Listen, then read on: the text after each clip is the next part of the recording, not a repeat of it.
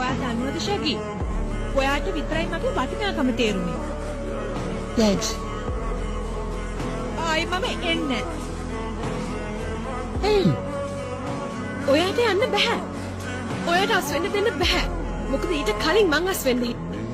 ඔයා කලින් අස් වුණොත් අනිත් අය හිතයි මං වගේ උපදෙස් තරම් අස් වුණා කියලා. නෑ පොඩ්ඩක් ඉන්න. ඉතින් මං අයින් වෙන්නකෝ. මං අස්සලා යන්න. මං දැන් අස්සලා යන්න. ශගි මමත් යන්න. ගියේ එකමයි හොඳ. අනේ මේ යන්න එපා. බල්ලෙක් එක්ක තනියෙන් මම මොනව කරන්නද? කරුණාකරලා එන්නකෝ. ඔයත් යනවද?